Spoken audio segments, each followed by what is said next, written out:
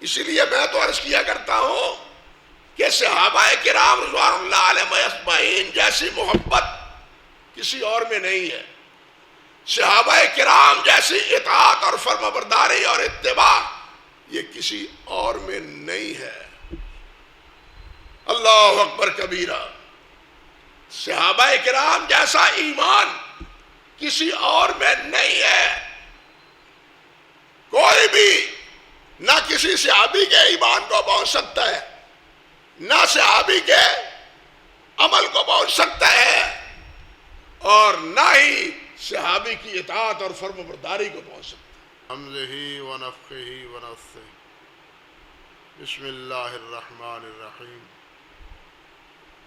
قل ان کنتم تحبون اللہ فاتبعونی یحببکم اللہ ویغفر لکم ذنوبکم واللہ غفور رحیم، قل اطیعوا اللہ والرسول فإن تولوا فإن اللہ لا يحب الکافرین۔ محترم معزز سامعین کرام، اللہ سبحانہ و تعالی نے ان دو آیات مبارکہ میں ایک تو حکم دیا ہے اور اس کے ساتھ ساتھ دو بشارتیں دی۔ حکم یہ ہے، فرمایا کہ ان کنتم تحبون اللہ، اگر تم اللہ سے محبت چاہتے ہو تو اے میرے نبی فرما دیجئے صلی اللہ علیہ وسلم فاتبعونی، تم میری پیروی کرو۔ یہ حکم ہے۔ بشارتیں کیا ہیں؟ یحببکم اللہ، تم تو اللہ سے محبت کرتے ہو، اللہ بھی تم سے محبت کریں، ایک بشارت۔ دوسری بشارت یہ وَيَغْفِرْ لَكُمْ ذُنُوبَكُمْ، جب اللہ تم سے محبت کریں گے تو پھر تمہارے گناہ کیسے رہے؟ اللہ تمہارے گناہ سب معاف فرما دے گا۔ یہ دو بشارتیں۔ واللہ غفور الرحیم، فرمایا اور اللہ بخشنے والے اور بہت مہربان ہے۔ یہ ہے اس آیت کا مختصر سا ترجمہ۔ پہلے تو یہ بات سمجھیں کہ یہ بات اللہ ذوالجلال والاکرام نے کیوں ارشاد فرمائی۔ یہ بات اس لیے ارشاد فرمائی کہ ہر دور میں کچھ لوگ ایسے ہیں جو اللہ کی محبوبیت کو ڈھونڈتے بھی ہیں اور اللہ کی محبوبیت کے دعوے بھی کرتے ہیں۔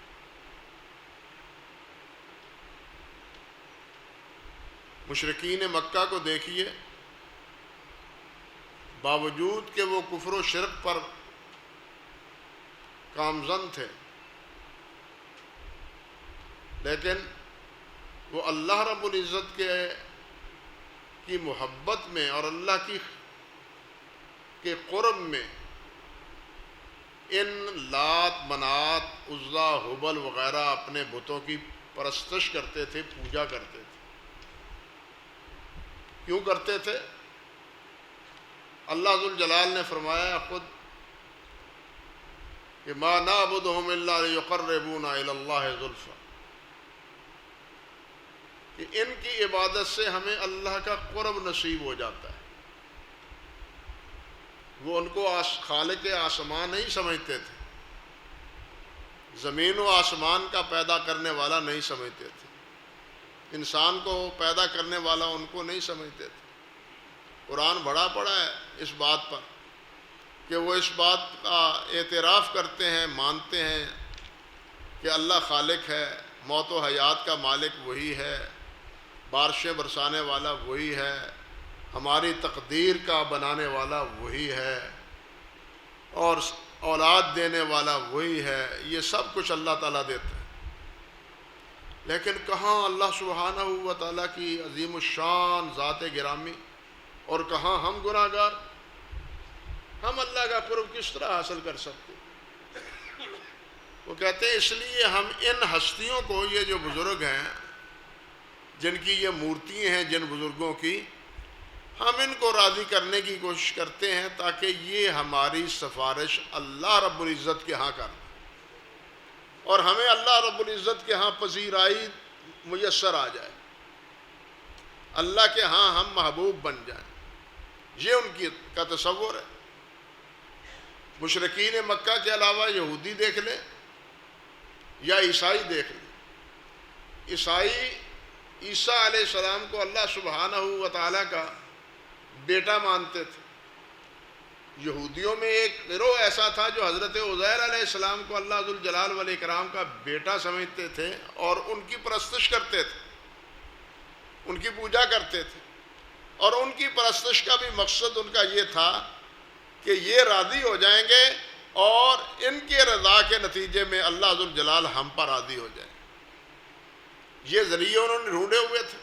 آج بھی یہ تصور ہے، یہ ختم کسی دور میں تصور نہیں ختم ہوا، ہر دور میں یہی تصور ہے، آج بھی یہی تصور۔ یہ بزرگوں کی قبروں پر میلے، وہاں کی نظر و نیاز، قبروں کے طواف، وہاں کے چڑھاوے، وہاں کا غسل، یہ سارا اسی پس منظر میں ہے کہ یہ خوش ہو جائیں، یہ راضی ہو جائیں، اللہ کو یہ راضی کر لیں۔ یہ سارا اسی پس منظر میں کیا جا رہا ہے۔ اب اللہ سبحانہ و تعالیٰ نے اس غلط فہمی کو دور کیا کہ ان باتوں سے میں راضی نہیں ہوتا، یہ جو طریقے تم نے اختیار کر رکھے ہیں میری رضا ڈھونڈنے کے، وہ طریقے غلط ہیں۔ میری رضا اگر تم چاہتے ہو تو پھر میرے حبیب کی پیروی کرو صلی اللہ علیہ وسلم۔ اب یہاں یہ بھی نہیں اللہ ذوالجلال والاکرام نے کہا کہ میری اطاعت کرو، پہلے یہ نہیں کہا، پہلے یہ کہا کہ میرے حبیب کی پیروی کرو۔ اللہ سبحانہ و تعالیٰ کو تو کوئی دیکھ نہیں سکتا، اللہ سے تو ہم کلام ہو نہیں سکتا۔ جس سے محبت ہوتی ہے، جس سے پیار ہوتا ہے، دل چاہتا ہے کہ اس کے ساتھ بیٹھیں، اس سے باتیں کریں، اس سے میل ملاقات اس کی کریں، کوئی دکھ سکھ ان سے کریں۔ جس سے محبت ہوتی ہے ہر انسان اس سے چاہتا ہے، اس کے بارے میں یہ کہ فطری تقاضا ہے۔ لیکن اللہ ذوالجلال تو نظر نہیں آتے کسی کو۔ حضرت موسیٰ علیہ السلام نے گفتگو سننے کے بعد، گفتگو کا لذت پانے کے بعد، اللہ کے دیدار کی لذت کو حاصل کرنے کے لیے اللہ سے دعا کی، مطالبہ کیا، جو نتیجہ ہے آپ سنتے رہتے ہیں علماء کرام سے۔ موسیٰ علیہ السلام اللہ ذوالجلال کو دیکھ نہ سکے، اللہ کو تو دیکھا نہیں جا سکتا، نہ اللہ ذوالجلال سے کہ باتیں یہاں سے کی جا سکتی ہیں۔ ہاں، جنت میں اللہ ذوالجلال کا دیدار بھی ہوگا، اللہ سے باتیں بھی ہوں گی انشاءاللہ العزیز۔ وجوہ یومئذ ناظرہ الی ربہا ناظرہ، قیامت کے دن یہ ساری باتیں کھل جائیں گی۔ یہ نگاہ فبصرک الیوم حدید مضبوط ہو جائے گی، جو یہاں نہیں دیکھ سکتی آنکھوں کے پار، دیوار کے پار، یہ جنتی جہنمیوں کو دیکھ رہے ہوں گے اور اپنی باتیں جہنمیوں سے کر رہے ہوں گے۔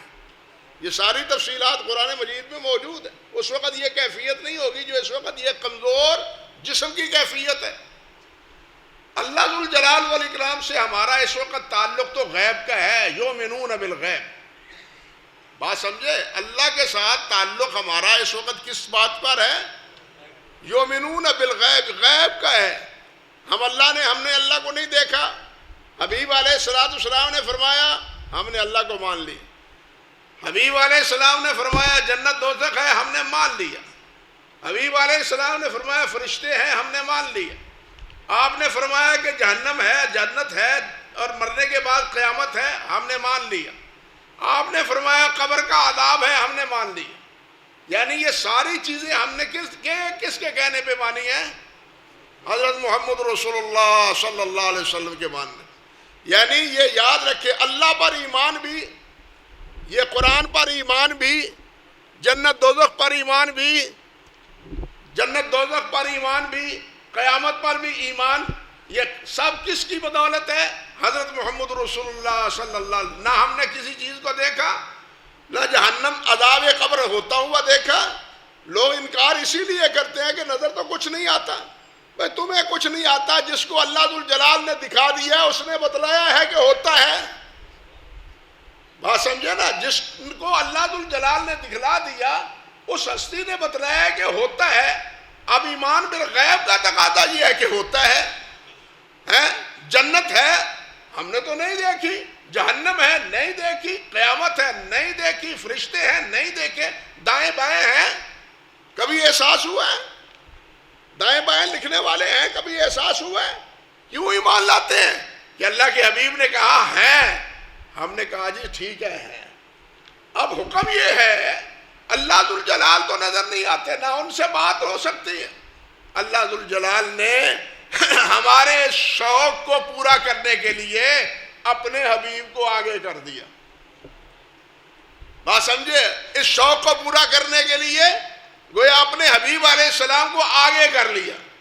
اچھا میری محبت چاہتے ہو تو پھر یہ لو، ان کی تابع داری کرو، ان کے پیچھے چلو. اب تابع اور ہے، تابع اتبعو تابعین، یہ تبی اس چھوٹے سے بچھڑے کو کہتے ہیں جو گائے کے پیچھے پیچھے قدم بقدم چلا جا رہا ہے. جو گائے کے پیچھے چلتا ہے، چھوٹا بچہ ماں کے پیچھے چلتا ہے، اس کو عربی میں کہتے ہیں تبی. اور اسی تبی سے تابعہ سے یہ اتبعو ہے امر کا صیغہ کہ ان کی پیروی، ان کے نقش قدم پر چلو، ان کے نقش قدم پر چلو. اللہ اکبر کبیرہ. جو جہاں آپ گئے، جو آپ نے کیا، جو آپ نے فرمایا ویسے کرو، اس کی تابع داری کرو. اور یہاں یہ بھی دیکھیے کہ یہ اتباع اللہ سبحانہ و تعالی نے سورۃ بقرہ میں فرمایا. یہ جو تحویل قبلہ ہوا تھا بیت المقدس کی طرف، 2-2.5 سال تک منہ کر کے نمازیں پڑھتے رہے. پھر حکم ہوا کہ بیت المقدس سے منہ موڑ کے بیت اللہ کی طرف نماز پڑھو. اللہ سبحانہ و تعالی نے اس تبدیلی کی حکمت کو بیان کیا ہے. اللہ رب العزت فرماتے ہیں ما نعبدہم، اللہ تعالیٰ فرماتے ہیں وما جعلنا القبلۃ التي كنت عليها الا لنعلم من يتبع الرسول ممن ينقلب على عقبيه. یہ حکمت عملی ہم نے اس لیے اختیار کی تاکہ پتہ چل جائے، بات کھل جائے، لوگ دیکھ لیں کہ محمد کے پیروکار کون ہیں اور چیمے گوئیاں کرنے والے منافق وہ کون ہیں. کون ہے جو ایڑیے کو بل پچھلی جانب مڑ جاتا ہے نماز کی حالت میں، اور صحابہ کرام رضوان اللہ علیہ مجمعین اسی طرح مڑے تھے. تو عرض کرنے کا مقصد یہ ہے کہ ایک اتباع ہے کہ قدم کی تابع داری کرو. دیکھیے قرآن مجید میں ایک جگہ اللہ فرماتے ہیں لا تقدموا بین یدی اللہ ورسولہ. سورۃ حجرات میں اللہ فرمائے لا تقدموا بین یدی اللہ ورسولہ، اللہ اور اللہ کے رسول سے آگے نہ بڑھو. کیا مطلب پیچھے رہو؟ مفسرین نے لکھا کیا مطلب اس کا، پیچھے رہنے کا کیا مطلب؟ ایک تو یہ کہ جو آپ فرمائیں اس کی تابع داری کرو، اور دوسری یہ کہ جو آپ نہ فرمائیں اس کے بارے میں کوئی رائے زنی نہ کرو. بات سمجھے؟ اگر آپ نے کچھ نہیں فرمایا، آپ خاموش ہیں، آپ نے کچھ نہیں بتلایا تو رائے زنی نہ کرو، خاموش رہو. نبی علیہ السلام خاموش رہے تو تم بھی خاموش رہو، اس کے بارے میں رائے زنی نہ کرو. اللہ کے رسول نے اگر تمہیں چپ رہنے کا حکم دیا ہے تو تم چپ کرو، نہ زبانوں کو کھولو. لا تقدموا بین یدی اللہ ورسولہ. اور اسی کو امام مالک نے کہا ہے رحمۃ اللہ علیہ کہ جب یہ تو ہے اللہ کے رسول، اسی طرح جب اللہ کے رسول کی حدیث بیان کی جا رہی ہو تو اس وقت بھی باتیں نہ کرو، اور اللہ کے رسول کی بات خاموشی سے سنو اور اس کی تابع داری کرو اور فرمانبرداری کرو. یہ حکم صرف نبی علیہ السلام کی حیات طیبہ تک مخصوص نہیں، آپ کی حیات طیبہ تک مخصوص نہیں کہ لا تقدموا بین یدی اللہ ورسولہ، بلکہ اس کا تقاضا یہ بھی ہے کہ نبی علیہ السلام کی بات فرمائی جا رہی ہو، سنائی جا رہی ہو، پہلے تو اس کو سنو، پہلے اس کو سنو۔ اللہ اور اللہ کے رسول کی بات سننا لازم اور فرض ہے، یہ ہمارے ایمان کا حصہ ہے۔ ہم کہتے ہیں، اقرار کرتے ہیں، آمن الرسول بما انزل الیہ من ربہ والمؤمنون کل آمن باللہ وملائکتہ وکتبہ ورسلہ لا نفرق بین احد من رسلہ وقالوا، یہ ایماندار کیا کہتے ہیں؟ یہ ایماندار کیا کہتے ہیں؟ وقالوا سمعنا واطعنا، وقالوا سمعنا واطعنا۔ اور یاد رکھیں کہ قیامت کے روز، اللہ معاف فرمائے، قیامت کے روز جب جہنمیوں سے پوچھا جائے گا کہ تم جہنم میں کیوں گئے، یہاں کیوں جل رہے ہو، اس وقت وہ کہیں گے لو کننا نسمع او ناقل ما کننا فی اصحاب السعیر، اگر ہم اللہ اور اللہ کے رسول کی بات سنتے ہوتے اور اس پر غور و فکر کرتے تو آج ہم جہنم میں نہ جاتے۔ یہ نہ سننا، دین کا علم حاصل نہ کرنا، یہ بھی جرم ہے، سمجھ لے بات۔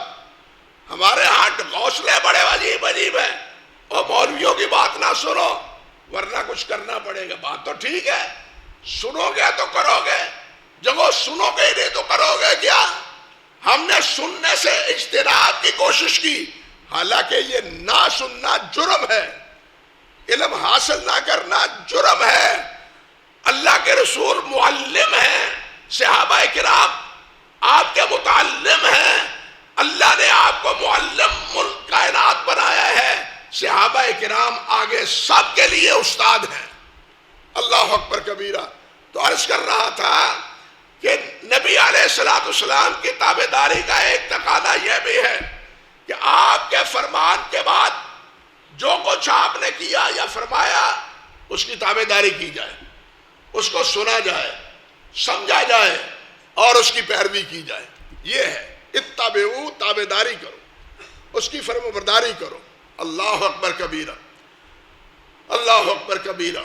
دیکھیے یہ دنیا، حافظ ابن قیم رحمۃ اللہ علیہ نے مدارج السالکین میں لکھا ہے کہ اگر غور کیا جائے تو یہ دنیا کا بقا اور قیام ہی محبت کی بنیاد پر ہے۔ دنیا کا جتنا معاملہ ہے، یہ دنیا قائم ہے تو محبت کی بنا پر ہے۔ انسان والدین سے محبت کرتا ہے، بیوی سے محبت کرتا ہے، اولاد سے محبت کرتا ہے، مال سے محبت کرتا ہے، تجارت سے محبت کرتا ہے۔ اگر یہ محبت نہ ہو، نہ شادی کرے، نہ اولاد ہو، نہ بھائی بیٹے ہو، بہنیں ہوں، کوئی بھی نہ ہو، اجاڑ پڑا ہو سارا معاملہ، تو یہ سب محبت کا نتیجہ تو ہے۔ یہ ساری بستی بسی ہوئی ہے تو محبت کی وجہ سے بسی ہے، بات سمجھے؟ یہ ساری بستی اگر بسی ہوئی ہے تو اسی محبت کی وجہ سے، لیکن فرق یہ ہے کہ یہ دنیا کی ساری محبت یہ اللہ اور اللہ کے رسول کی محبت سے غالب نہیں آنی چاہیے۔ یہ محبت فطری ہے، یہ محبت نہ ہو انسان کوئی کام کرنے کے لیے آمادہ ہی نہ ہو، یہ محبت نہ ہو، نہ اولاد ہو، نہ بیوی ہو، نہ آپ تجارت کریں، نہ مال سے محبت کریں تو تجارت بھی چھوڑ کے گھر بیٹھ جائے۔ ضروریات کا تقاضا ہے۔ اللہ اور اللہ کے رسول صلی اللہ علیہ وسلم نے اس فضل کو تلاش کرنے کا خود حکم دیا ہے۔ وابتغوا من فضل اللہ، نماز سے فارغ ہو جاؤ، اللہ کا فضل تلاش کرو۔ اللہ نے منع نہیں کیا، بلکہ جب ہم دعا کرتے ہیں تو سب سے پہلے کیا کہتے ہیں؟ ربنا آتنا فی الدنیا حسنہ وفی الآخرۃ حسنہ۔ تنہا آخرت نہیں، اللہ ہمیں دنیا بھی دے، اللہ ہمیں آخرت بھی دے، لیکن دنیا سے آخرت کو ترجیح دی جائے۔ فرق یہ ہے کہ آخرت کو دنیا پر ترجیح دی جائے. اسی طرح محبت کا معاملہ ہے. محبت انسان کرتا ہے، سب سے کرتا ہے، گھر سے محبت کرتا ہے، کاروبار سے محبت کرتا ہے، لیکن ان کی محبت غالب نہیں آنی چاہیے. اسی لیے اللہ سبحانہ و تعالیٰ نے سورۃ التوبہ میں فرمایا ہے قُلْ إِنْ كَانَ آبَاؤُكُمْ وَأَبْنَاؤُكُمْ وَإِخْوَانُكُمْ وَأَزْوَاجُكُمْ وَعَشِيرَتُكُمْ وَأَمْوَالٌ اقْتَرَفْتُمُوهَا وَتِجَارَةٌ تَخْشَوْنَ كَسَادَهَا وَمَسَاكِنَ تَرْضَوْنَهَا أَحَبَّ إِلَيْكُمْ مِنَ اللَّهِ وَرَسُولِهِ. یہ ساری چیزیں پہلے محبت کی گنائی ہیں اللہ ذوالجلال نے. کیا؟ اگر تمہارے والدین، تمہاری اولاد، تمہارے بھائی بہنیں، تمہاری بیوییں، تمہارا خیش و عقیق قبیلہ، تمہارے اموال جو کماتے ہو، تمہاری تجارت جس کا نقصان کا تمہیں خطرہ محسوس ہوتا ہے، فرمایا احب و مساکنکم، اور تمہارے گھر، تمہاری کوٹھیاں، تمہارے مکان، فرمایا احب الیکم، اگر تمہارے نزدیک زیادہ محبوب ہے کس سے؟ من اللہ و رسول، من اللہ و رسول. اللہ نے یہ نہیں کہا کہ ان سے محبت نہ کرو، اللہ نے کہا ہے کہ ان کی محبت اللہ اور اللہ کے رسول کی محبت پر غالب نہیں آنی چاہیے. احب الیکم من اللہ و رسولہ وجہاد فی سبیلہ، اور اللہ کی راہ میں جہاد کرنے سے. فتربصوا حتی یاتی اللہ بامرہ، پھر انتظار کرو، اللہ تمہارے بارے میں کوئی فیصلہ فرما دے گا، پھر اللہ تمہارے مقدر کا فیصلہ فرما دے گا. اس لیے محبت تو ہر ایک سے ہے، لیکن محبت غالب ان کی نہیں ہے، بلکہ غالب محبت کس کی ہے؟ اللہ اور اللہ کے رسول صلی اللہ علیہ وسلم. اللہ اور اللہ کے رسول، یہ ہے ایمان. اور یہی چیز حضرات صحابہ کرام رضوان اللہ علیہ مجمعین میں تھی.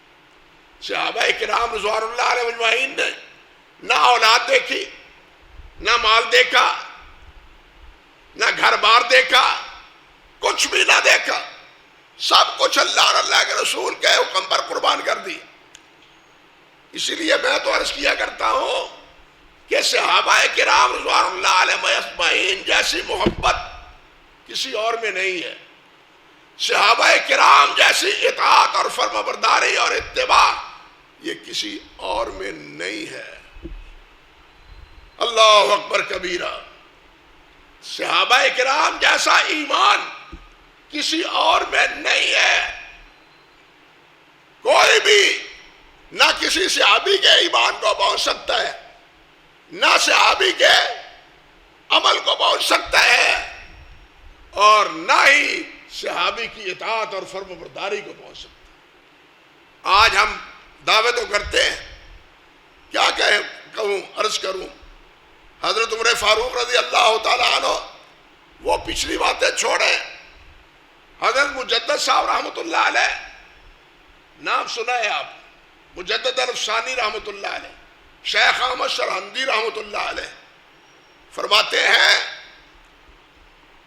کہ وہ صاحب جنہوں نے ایک بار اللہ کے رسول کا دیدار کیا، اور وہ کون؟ واشی بن حرب، جو قاتل ہیں حضرت حمزہ رضی اللہ تعالی عنہ کے.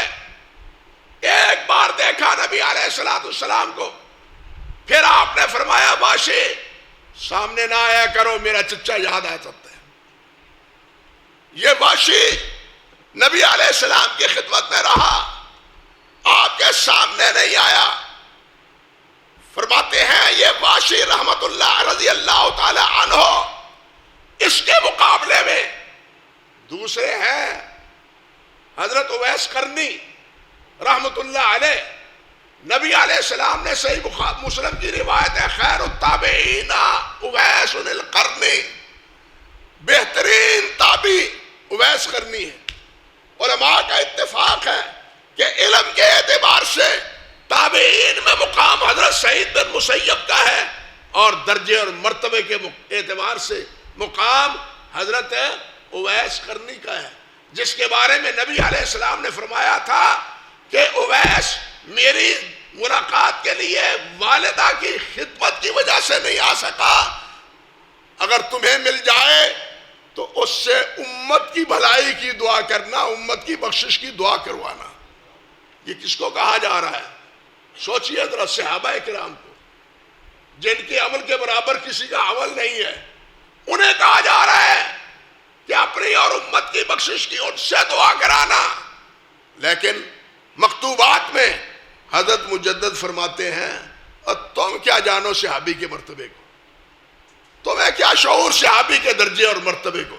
صحابی اویس کرنی بھی ہو اگر تابعی تو وہ سارے تابعین بن جائیں، وہ حضرت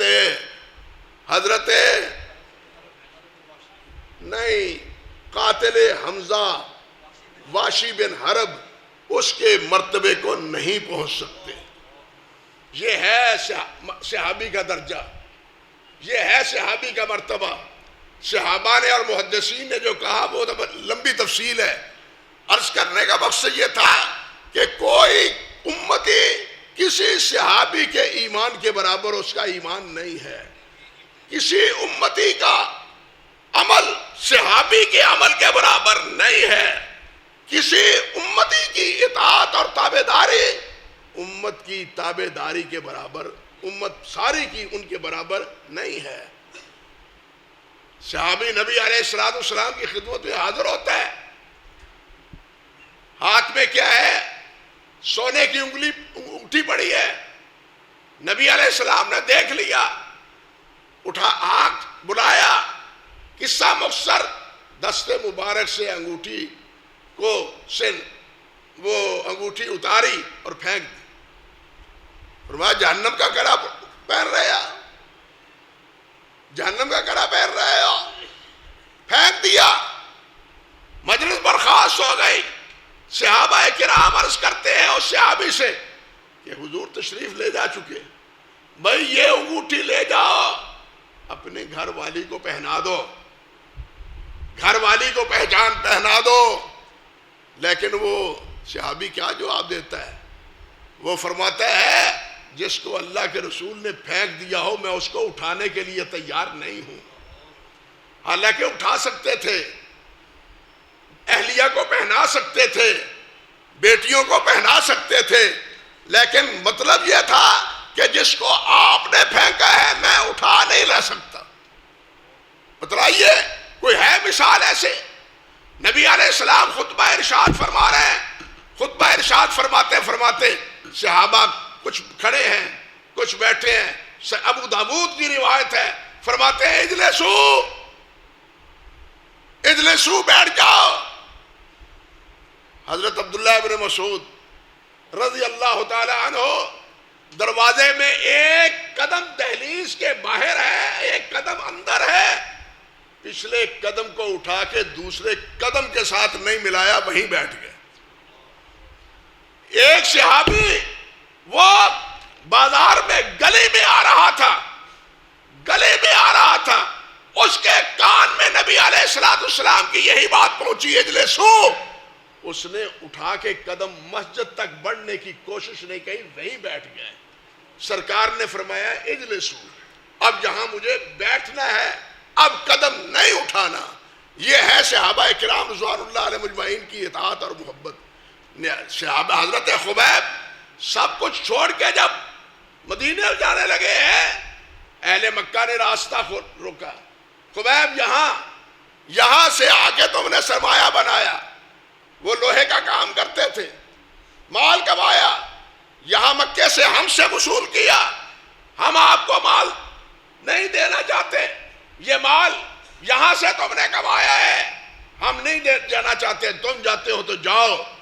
وہ کہتے ہو لے لو مال، یا لو مال، میں حضرت محمد رسول اللہ کا ساتھ چھوڑنے کے لیے تیار نہیں ہوں، سارا مال قربان۔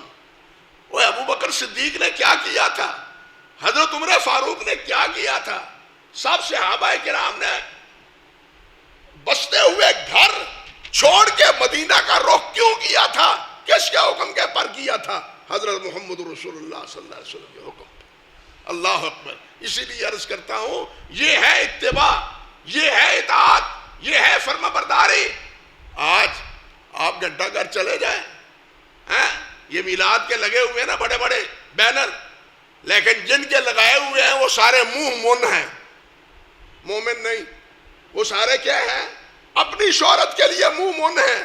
یہ ہے سنت کے تابع دار، یہ ہے نبی کے پیروکار۔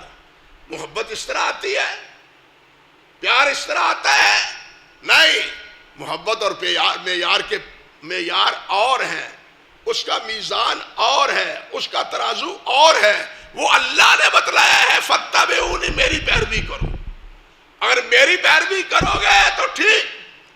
حضرت جنید بغدادی رحمۃ اللہ علیہ، بلکہ حضرت سفیان ابن عیینہ رحمۃ اللہ علیہ، وہ بھی فرماتے ہیں هو المیزان الاکبر وعلیہ تورد الاشیاء کلھا، کہ محمد رسول اللہ صلی اللہ علیہ وسلم ہی سب سے بڑی میزان ہے۔ ہر چیز آپ کی میزان پر تولی جائے گی، عقیدہ اس میزان پر تولا جائے گا، عمل اس میزان پر تولا جائے گا، اخلاق، کردار، تجارت اس میزان پر تولی جائے گی۔ جو اس میزان کے مطابق ہے اللہ کے ہاں قبول ہے، جو اس میزان کے مطابق نہیں ہے اللہ کے ہاں مردود ہے۔ یہ ہے میزان، اللہ کے رسول گویا کہ میزان ہے۔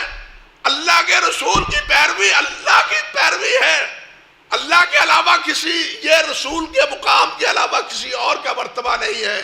من یطع الرسول فقد اطاع اللہ، جو رسول کی پیروی کرتا ہے وہ اللہ کی پیروی کرتا ہے۔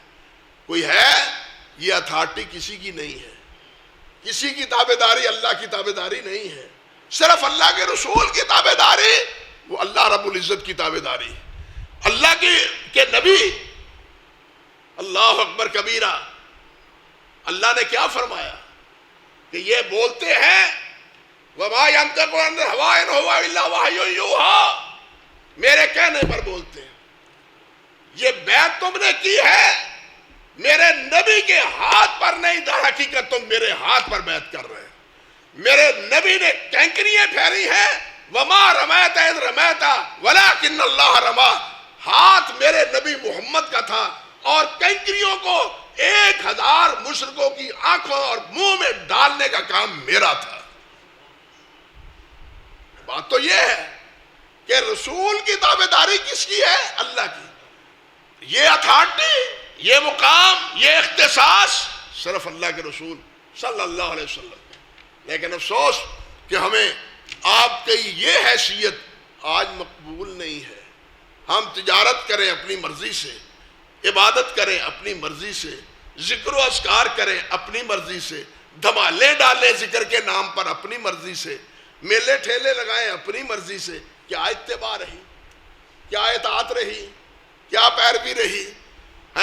اشتہارات ہیں 1500 1500 کا میلاد۔ شیخ عبد القادر جیلانی تو فرماتے ہیں کہ نبی علیہ السلام محرم میں پیدا ہوئے تھے۔ بنیاد الطالبین میں کہتے ہیں محرم میں پیدا ہوئے تھے۔ اب سوال یہ ہے وہ اگر ربیع الاول میں یہ ناٹک رچایا جاتا تھا تو کیا وہ اس بات سے خبردار نہ ہوتے کہ 12 ربیع الاول کو تو جناب ہم جلوس نکالتے ہیں، جھنڈیاں لگاتے ہیں، یہ اور وہ کرتے ہیں، تو میں کیا لکھ رہا ہوں؟ بات سمجھے یا نہیں سمجھے؟ اس لیے بھائی محبت کے تقاضے کچھ اور ہوتے ہیں۔